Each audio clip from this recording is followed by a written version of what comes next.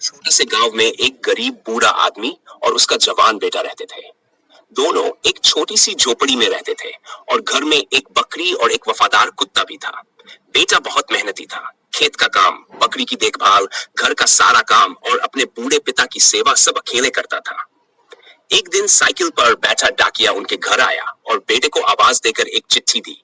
मुस्कुराते हुए बोला कि उसकी सरकारी नौकरी लग गई है और 10 दिन बाद ज्वाइन करना है। बेटा खुशी से भर गया, लेकिन पिता को यह सुनकर दुख हुआ। उन्हें लगा कि बेटा नौकरी करने चला जाएगा तो उनकी देखभाल कौन करेगा। यही चिंता करते करते बूढ़ा आदमी चल बसा। बेटा टूट गया और उसने सोचा कि इस नौकरी की वजह से ही पिता की जान गई, इसलिए वह नौकरी नहीं करेगा।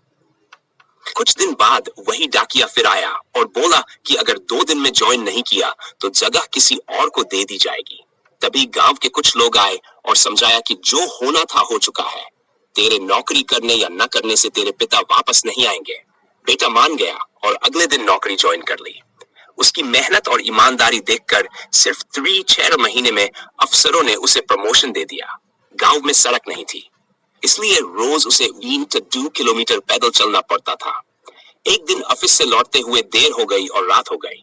रास्ते में लाल रंग का ड्रेस पहने एक सुंदर लड़की मिली। उसने बताया कि वह पास के गांव की है, जहां कुछ दिन पहले बाढ़ आई थी, जिसमें उसके माता पिता बह गए और वह अकेली रह गई। बेटा उसे अपने घर ले आया। कुछ दिनों बाद दोनों ने शादी कर ली। शादी की रात लड़की ने शर्त रखी कि रोज घर आने से पहले दरवाजा खटखटाना होगा। साल भर सब ठीक चला और उनका एक बेटा हुआ।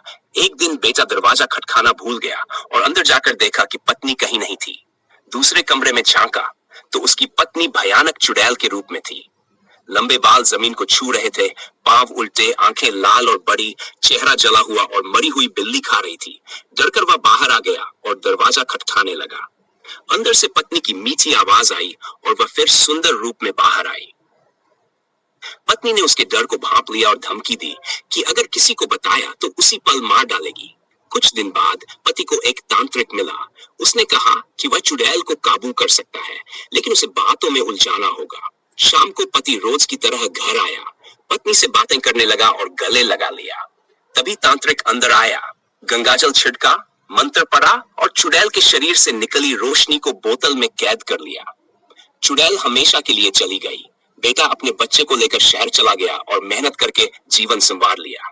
इस कहानी का नैतिक यह है कि कभी-कभी जीवन में डर और दुख हमें सच से दूर रखते हैं, लेकिन हिम्मत और सही लोगों की मदद से हर मुश्किल को हराया जा सकता है।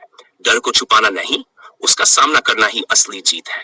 दोस्तों, आपको हमारी कहानी कैसी लगी कमेंट सेक्शन में हमें जरूर बताइए। और साथ में अगर आपने हमारे चैनल को अभी तक सब्सक्राइब नहीं किया तो पहले सब्सक्राइब करें और फिर उसके बाद बेल आइकन का बटन जरूर दबाएं। Thank you.